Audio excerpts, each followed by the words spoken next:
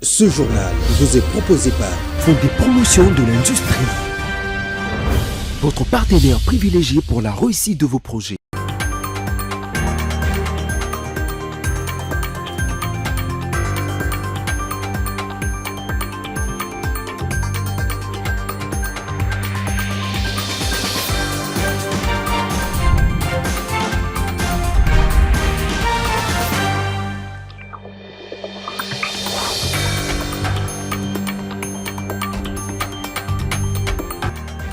Mesdames et messieurs, bienvenue dans cette édition d'APIC Télévision pour vous informer. Tout de suite, on prend le titre « La paix dans l'Est et des solutions pour y parvenir ». Voilà les menus des échanges entre les présidents de la République et les secrétaires généraux adjoints de l'ONU en charge des opérations des maintiens de la paix. Un point d'honneur a été placé sur les résolutions 2773 et 2808 du Conseil des sécurités des Nations Unies. Démolition de Pacadjouma lundi et mardi par l'hôtel de ville. Plusieurs sont ceux qui craignent la montée de l'insécurité dans la zone, mais le ministre provincial de l'Intérieur appelle à l'apaisement. Quel sort risque de subir le championnat national? La question s'y pose alors que le ministre des Sports vient d'annoncer la suspension du stade Tata Raphaël après la fermeture de la Grande Marmite. Mesdames et messieurs, bienvenue encore une fois de plus. Il poursuit son séjour en RDC. Le secrétaire général adjoint des Nations Unies chargé des opérations de maintien de la paix, Jean-Pierre Lacroix, a été reçu mardi en audience par le président de la République. Au cours des échanges, plusieurs points ont été évoqués, notamment les rôles de la MONUSCO dans l'opérationnalisation du mécanisme des suivis et des vérifications du cessez-le-feu convenu dans les cadres de l'accord de paix de Washington et du processus de Doha, conformément aux résolutions 2773 de 2025 et 2808, toujours de l'année dernière, du Conseil des sécurités de l'ONU. Les respects et la mise en œuvre du cessez-le-feu sont une condition indispensable pour une paix durable en RDC au renforcement de la présence de l'État dans les zones des conflits, a dit Jean-Pierre Lacroix. La situation sécuritaire ainsi que l'accord des coopérations sécuritaires entre les USA et la RDC, voilà les points qui ont notamment été abordés lors de l'audience que le vice-premier ministre de l'Intérieur a accordé au chargé d'affaires des États-Unis d'Amérique en République démocratique du Congo, nommé à ses postes depuis le 20 janvier 2026. À cette occasion, les USA ont réitéré leur engagement à poursuivre cette collaboration fructueuse en matière de sécurité, particulièrement dans les contextes actuels marqués par l'agression rwandaise dans l'est de la RDC. Suivez donc les chargés d'affaires des USA en RDC. Nous avons eu une réunion très fructueuse avec son Excellence le ministre de l'Intérieur. On a discuté en détail nos coopérations avec les autorités congolaises ou surtout les autorités de sécurité. Nous sommes en train de renforcer notre coopération qui devient de plus en plus forte. Et je suis très optimiste. Il y a beaucoup de choses à faire et nous les faisons maintenant.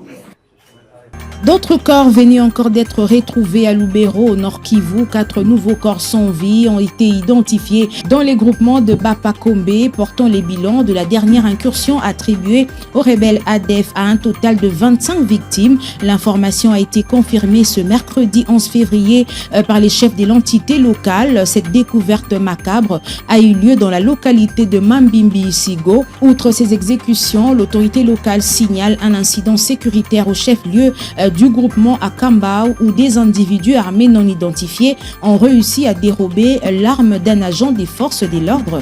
Et face à cette menace volatile, le chef de l'entité locale exhorte ses administrés à la plus grande prudence. Il insiste sur la nécessité de signaler tout comportement ou mouvement suspect aux forces de sécurité et aux autorités locales afin de prévenir de nouvelles attaques.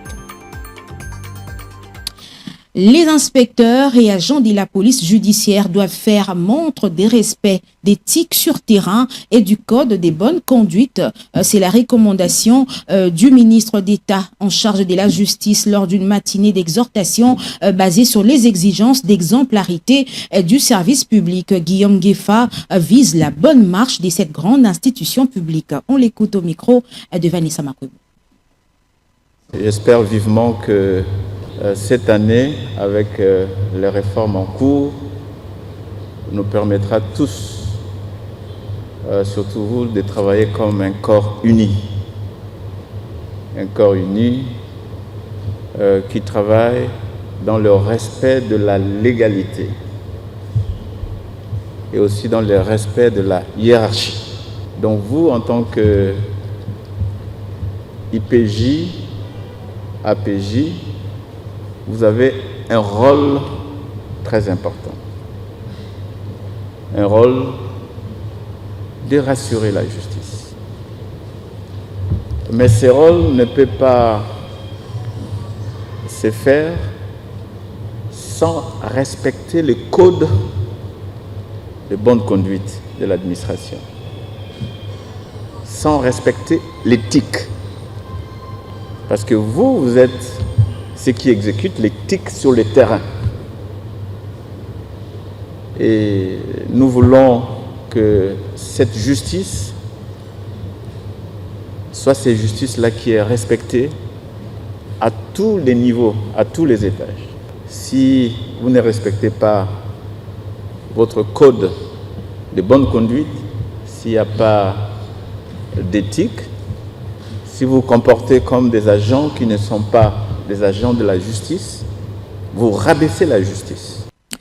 Quelques heures après de dégâts meurtriers enregistrés à Pakadjouma, dans la commune de Limete, le gouverneur de Kinshasa, Daniel Bumba Lubaki, a supervisé une opération de démolition des constructions anarchiques le long de rail de l'Onatra. À l'en croire, les occupants de cette contrée avaient été avertis depuis 6 mois et ces installations constituent d'après lui un facteur d'insécurité et un risque sanitaire majeur avec possibilité d'épidémie après les récentes cassures et inondations.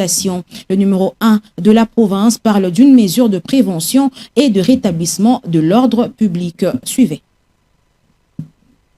Oui, que depuis un certain temps, toujours mené campagne à retour à norme. Vous êtes au courant que depuis un temps, nous menons une campagne du retour à la norme et surtout l'instauration de l'autorité de l'État. Comme qui dirait, il faut respecter l'État. L'État, bateau Saraye. L'État a des ordres permanents. Et on va continuer. L'État ne peut en aucun cas observer un désordre permanent persister, car l'ordre public inclut 3 aspects, à savoir la sécurité, la salubrité et la tranquillité.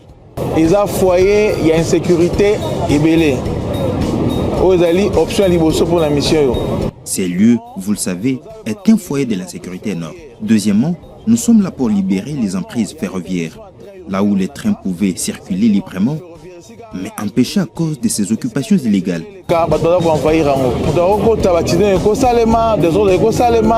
Pour fonctionner normalement, nous faisons libérer les prisonniers, mais également pour nettoyer surtout la sécurité. Et troisièmement, ces lieux est un épicentre des épidémies. Je voudrais clarifier l'opinion publique que ces personnes étaient avisées il y a 6 mois. Procéder à l'évacuation. La ligne opinion est retenir boé. Tout bazar ainsi qu'en union selon le rail, bazar qui bon avisé ça fait plus de 6 mois. L'accompagnement on a tra bachepe masoua. Ceux qui voudraient rentrer à l'intérieur, les dispositions sont prises. Et ceux qui ne veulent pas, carrément, ils doivent rejoindre les lieux de délocalisation.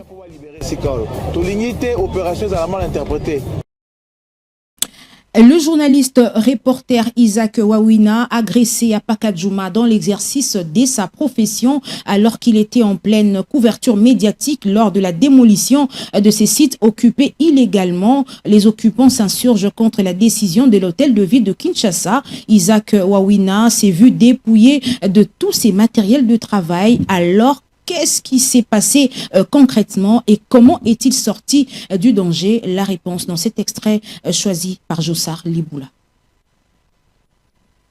Alors que je pendant que j'ai signé mon reportage à Pakadouma, parce que j'ai été informé de la démolition des constructions jugées illicites, anarchiques par le gouvernement provincial avec l'appui de l'ONATRA. Comme journaliste, je me suis dit qu'il faut que je me déplace. Et ça, c'était d'abord à l'issue d'une collaboration. Parce qu'avec les confrères journalistes Elie Mounonga, on s'est dit qu'il faut se collaborer pour faire un très bon service. Alors, il m'a donné ses matériels. Avec mes matériels aussi, nous sommes allés parce que j'étais en compagnie d'Ignace. Quand nous sommes arrivés à Pakadouma, la foule était là et en tout cas l'attention était tendue. Comme journaliste et reporter, on s'est présenté et puis on a commencé à faire notre travail. On était accompagné des trépieds, plusieurs matériels et puis l'argent dans les sacs. Il faut compter ce que les sacs des journalistes contiennent. J'ai commencé à travailler, du coup j'ai vu des personnes, parce qu'à Kinsi, quand vous voyez déjà un jeune, même sa face dit déjà un message. Moi j'ai dit, les gens ici nous suivent pourquoi? Je me suis posé la question et j'ai dit à Ignace, qu'est-ce qui se passe avec ces gens? Il faut changer la direction. Du coup, ils sont arrivés jusqu'à là où nous étions, ils sont tombés sur nous. Ils m'ont posé la question, c'est toi ou oui? Non, moi j'ai dit, ben, c'est moi, je suis venu faire mon travail. Alors, ils ont dit, c'est toi qu'on cherchait. Nous cherchions comment ils ont commencé à nous bousculer, en tout cas, il y a une bousculade entre nous. Et ils ont réussi d'abord à nous ravir l'iPhone 17 qu'on filmait avec.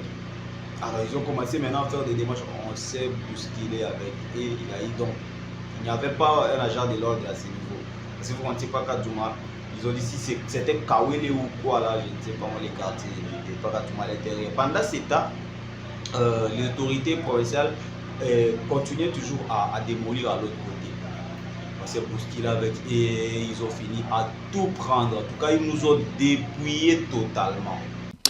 Toujours dans le même ordre d'idées, après la démolition de Pakadouma, une question majeure remonte à la surface. Il s'agit de l'insécurité qui risque de s'amplifier dans cette zone alors que les habitants de ces bidonvilles sont déjà indexés pour des actes criminels et des vols. Mais le ministre provincial de l'Intérieur se veut rassurant. Jeannot Canon indique que la police a le contrôle de la situation et que les ménages désormais sans abri vont être relogés dans des sites qui seront mises en place. Il est au téléphone de Patrick Ngour. Bon, concernant Pakadouma, vous savez, cette cité normalement n'a pas lieu d'avoir sa place en ces lieux-là. Donc nous avons décidé au niveau de l'autorité urbaine carrément d'éradiquer un peu cette cité qui normalement n'a pas lieu d'avoir sa place. Et nous allons penser maintenant à loger, à délocaliser tous les habitants qu'on va recenser incessamment. Et nous allons les délocaliser probablement dans les sites qu'on va mettre à leur disposition. La raison pour laquelle je vous dis que nous sommes en train de nous préparer pour essayer de confiner un peu tous ces mondes qui résidaient un peu cette cité. Et nous sommes en train de penser à les loger quelque part et comme ça on aura le contrôle sur eux. Mais pour le moment, la police a le contrôle en main, donc il n'y a plus rien à craindre en ce moment.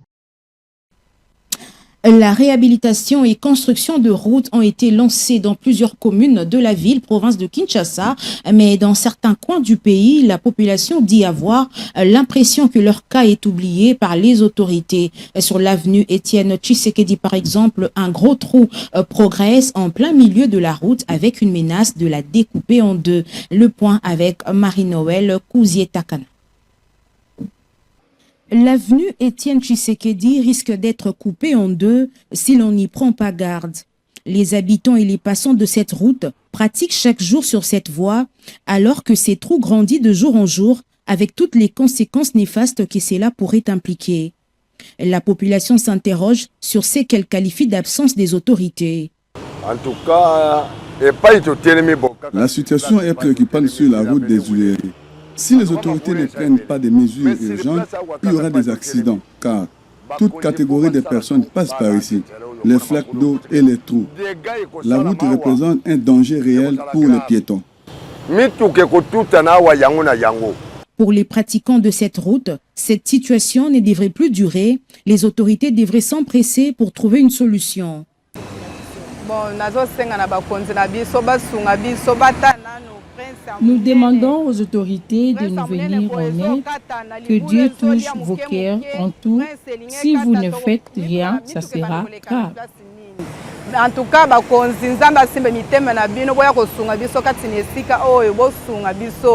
cet état de choses n'épargne même pas la déventure de la RTNC2 où ces trous peuvent causer un accident de la circulation pendant la pluie.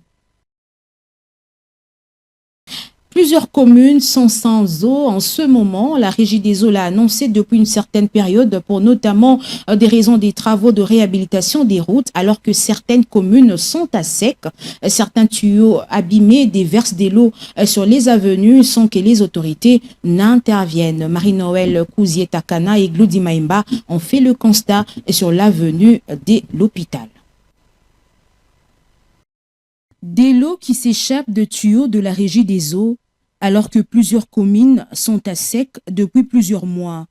Cette situation est une pilule difficile à avaler pour la population. Ces images ont été prises depuis l'avenue de l'hôpital, dans la commune de La Gombe. Cette situation remonte à lundi vers 2 h du matin et pourtant aucune solution envisagée par la Régie des eaux, située à quelques mètres de cet endroit. Mai oyo ebandaki depuis lundi.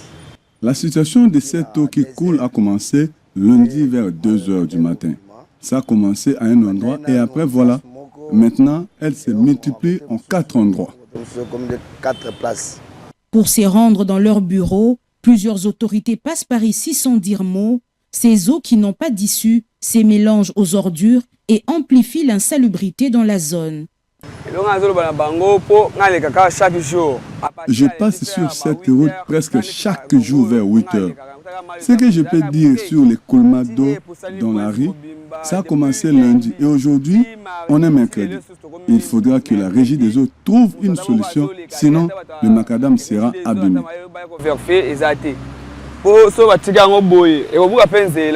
Ce qu'espèrent ces populations, c'est de voir les responsables de la Régie des eaux d'agir promptement pour que la situation s'améliore. Et puis, autre chose, 36 ans depuis sa libération, le 11 février 1990, Nelson Mandela, également connu sous le nom de Madiba, était un homme politique et un militant anti-apartheid sud-africain. Il est considéré comme l'un des plus grands leaders du XXe siècle pour son combat contre la ségrégation sociale et son engagement pour l'égalité entre les Noirs et les Blancs en République sud-africaine. Les détails de sa biographie et parcours et combat dans cet élément portant la signature de Jossar Liboula. Nelson Mandela est né le 18 juillet 1918 à Vezo, un petit village dans la province du Cap en République sud-africaine. Il appartenait à la tribu des Xhosa et son nom de naissance était Rolilala, qui signifie tirer de la branche d'un arbre en Xhosa. Il a étudié à l'université de Forer et à l'université de Witwatersrand, où il a obtenu un diplôme en droit. Mandela a rejoint le Congrès national africain ANC en 1944, un parti politique qui luttait contre la ségrégation sociale en République sud-africaine. Il est rapidement devenu l'un des leaders de l'ANC et a mené des campagnes de désobéissance civile contre les lois de l'apartheid. En 1962, Mandela a été arrêté et condamné à la prison à vie pour son combat contre l'apartheid. Il a passé 27 ans en prison, dont 18 ans sur l'île des Robben, où il a été soumis à des travaux forcés et à des conditions de vie difficiles. Après des années de pression internationale et de manifestations, Mandela a été libéré en prison le 11 février 1990. Il a ensuite mené les négociations pour mettre fin à l'apartheid et a été élu président de la République sud-africaine en 1994. Devenant ainsi le tout premier président noir du pays. Mandela a reçu le prix Nobel de la paix en 1993, conjointement avec Frédéric de Klerk, pour son rôle dans la transition pacifique de l'Afrique du Sud vers la démocratie. Nelson Mandela est décédé le 5 décembre 2013, mais son héritage continue de vivre. Il est considéré comme le symbole de la lutte contre l'oppression et l'injustice, et son combat pour l'égalité et la réconciliation continue d'inspirer les gens à travers le monde. Quelques citations de Nelson Mandela retenues. Pour l'éducation, Nelson Mandela disait « L'éducation est l'arme la plus puissante pour changer le monde ». Il a ensuite cité « La plus grande gloire n'est pas de ne jamais tomber, mais de se relever à chaque fois ». Et enfin, la liberté n'est pas quelque chose qu'on reçoit, mais quelque chose qu'on prend. Et puis Nelson Mandela reste gravé dans les mémoires de Congolais suite à son combat contre l'inégalité entre noirs et blancs, le tout premier président noir en République sud-africaine et le père de la démocratie, non seulement en Afrique mais aussi dans le monde. C'est ce que pensent quelques Kinois interrogés par Jossar Liboula et Glody Maïmba. Nelson Mandela est un symbole mondial et même pour l'Afrique. Signalons que Nelson Mandela a combattu l'apartheid en Afrique du Sud et il a commencé d'abord à organiser des organisations pacifiques et par après, il s'est même fait emprisonner, mais il n'a pas abandonné. Il a maintenu l'idée, il a persévéré avec l'idée et lorsqu'il est sorti, il est devenu président de la République. Il était le tout premier président noir en Afrique du Sud. Et pour nous, Africains, d'abord, Nelson Mandela était un symbole, était un exemple comme de Lumumba, de Kwame Nkrumah. Ce sont des idoles pour nous, politiques africains. Même dans les universités européennes, il était très difficile de voir un noir qui s'assoit à côté d'un blanc. Mais aujourd'hui, nous avons nos frères noirs qui s'assoient avec des blancs. Nous avons des blancs comme amis, nous avons des blancs. Il y a eu vraiment une évolution. Mais ce que nous pouvons demander maintenant, c'est que cette démocratie, cette égalité, qui ne s'arrête pas seulement sur le plan du blanc et du noir. Même entre noirs, on doit sentir l'égalité. On doit sentir l'égalité, on doit sentir la démocratie entre noirs. Parce qu'aujourd'hui, il n'y a plus de l'apartheid de blanc et noir. Il y a maintenant noir entre noirs. Il y a les noirs qui manipulent aussi le noir. C'est ce que nous demandons, que le combat mené par Nelson Mandela, qu'il reste gravé dans nos cœurs, dans nos esprits, et nous puissions fournir beaucoup d'efforts, que cette égalité soit de manière erga omnes, allais-je dire, donc à l'égard de tous. On poursuit cette édition avec ces communiqués émanant de la Direction générale des impôts.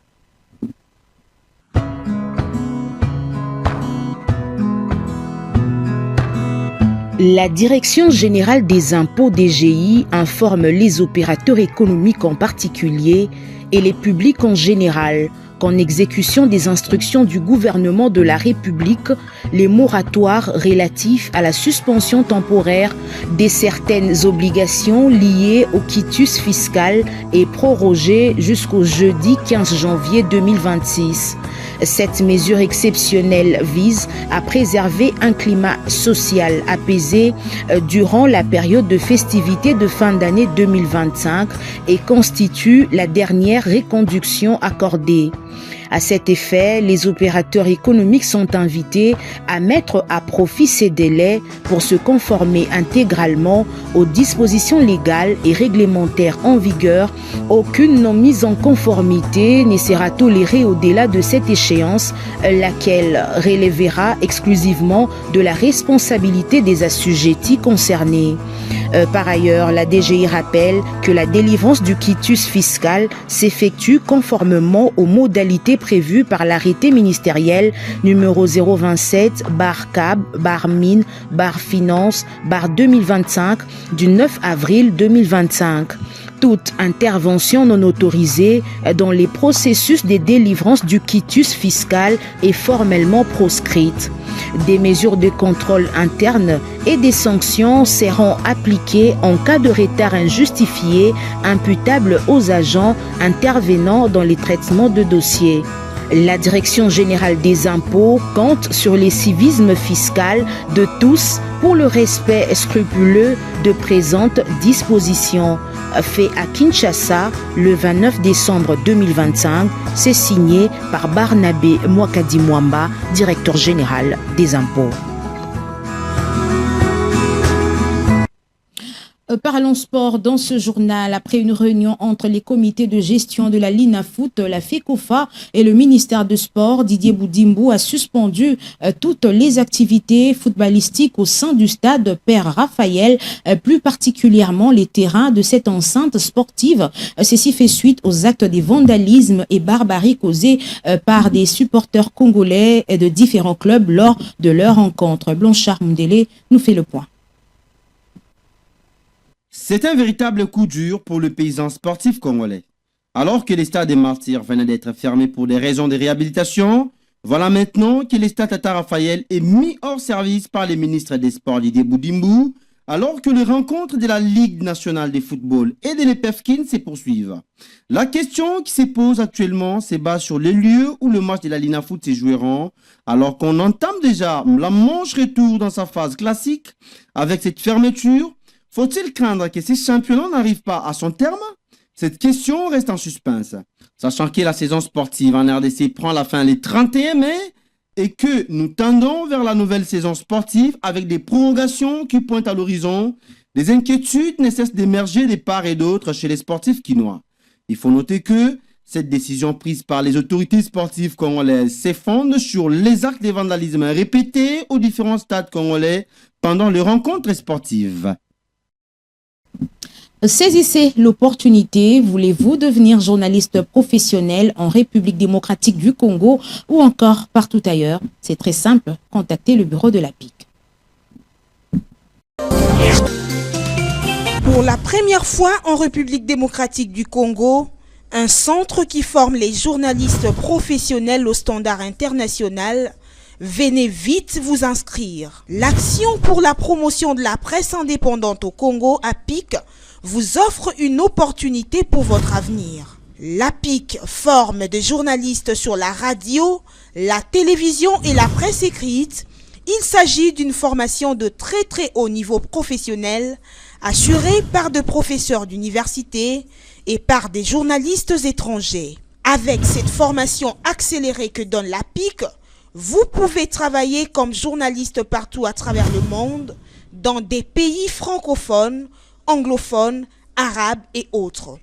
À la fin de la formation, un stage professionnel est obligatoire. Surtout, vous qui n'êtes pas encore journaliste, venez à la hâte vous inscrire pour suivre cette formation de qualité supérieure. L'APIC est reconnue comme un haut lieu du savoir en journalisme, même aux États-Unis d'Amérique. Avec la formation de l'APIC, vous devenez journaliste professionnel. Cordial bienvenue.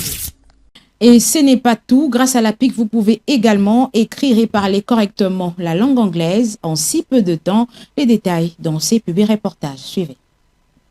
Voulez-vous parler anglais comme si vous étiez aux États-Unis d'Amérique ou en Angleterre? Voici cette grande occasion qui vous est offerte à travers le centre d'anglais APIC avec des méthodes modernes. Le centre d'anglais APIC utilise tous les outils modernes pour un anglais parfait. L'anglais, c'est la langue la plus manipulée à travers le monde. N'hésitez pas un seul instant car dans le centre d'anglais APIC, il y a un grand club à travers lequel vous aurez l'opportunité de parler anglais tout le jour. L'anglais de Washington et de Londres deviennent une réalité en République démocratique du Congo grâce au centre d'anglais APIC. Hâtez-vous car les places sont vraiment limitées. Venez vite vous inscrire pour bien parler anglais. Now. Au centre d'anglais APIC, vous avez des professeurs qui viennent des États-Unis d'Amérique et de l'Angleterre. Parler anglais, c'est garantir votre vie et celle de vos enfants. N'ayez pas peur car le centre d'anglais APIC assure une formation de très haut niveau. Refuser d'apprendre l'anglais, c'est refuser même de vivre. My last name is Stone. Ok. Si vous ne parlez pas anglais dans le monde actuel, vous êtes presque un analphabète, s'il vous plaît. Venez vite vous inscrire dans le centre anglais APIC. Vous allez parler anglais dans quelques mois seulement. What are you going to do tomorrow? I'm going to go play volleyball at the beach. Vous êtes docteur d'État, doctorant, licencié, gradué, diplômé d'État. Venez apprendre l'anglais des affaires au centre d'anglais APIC. L'anglais, c'est votre passeport pour les voyages à travers le monde. Ne pas parler anglais aujourd'hui, c'est devenir sourd-muet, surtout lorsqu'on voyage. Venez vite vous inscrire pour parler anglais. Ne pas s'inscrire au centre d'anglais APIC, c'est creuser sa propre tombe. Ne pas parler anglais aujourd'hui, c'est vivre son souffle de vie, un peu comme une voiture sans carburant. Venez vous inscrire au centre d'anglais APIC. N'ayez pas honte d'apprendre l'anglais, quel que soit votre âge. Ne pas parler anglais dans le monde actuel, c'est comme si vous n'existez même pas. Venez vous inscrire au centre d'anglais APIC et vous ne serez plus complexé devant ceux qui parlent anglais. Vous serez l'homme le plus heureux du monde en parlant anglais. Ne pas parler anglais, c'est vivre en enfer.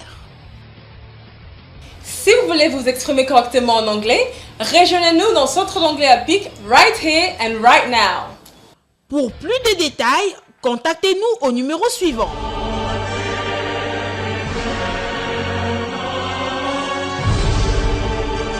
Cordial bienvenue au centre d'anglais APIC.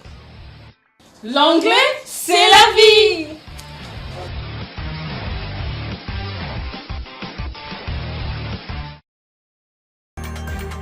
Mesdames et messieurs, nous sommes arrivés à la fin de cette édition. On prend le rappel de titre. La paix dans l'Est et des solutions pour y parvenir. Voilà le menu des échanges entre les présidents de la République et le secrétaire général adjoint de l'ONU en charge des opérations de maintien de la paix. Un point d'honneur a été placé sur les résolutions 2773 et 2808 du Conseil de sécurité des Nations Unies. Démolition de Pacadjouma lundi et mardi par l'hôtel de ville. Plusieurs sont ceux qui craignent la montée de l'insécurité dans la zone, mais le ministre provincial de l'Intérieur appelle à l'apaisement. Quel sort risque de subir le championnat national? La question se pose alors que le ministre des Sports vient d'annoncer la suspension du stade Tata Raphaël après la fermeture de la Grande Marmite. Mesdames et messieurs, c'est par ici que nous disons au revoir. Restez fidèles à APIC Télévision.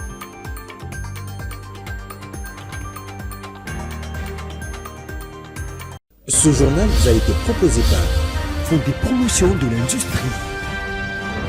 Votre partenaire privilégié pour la réussite de vos projets.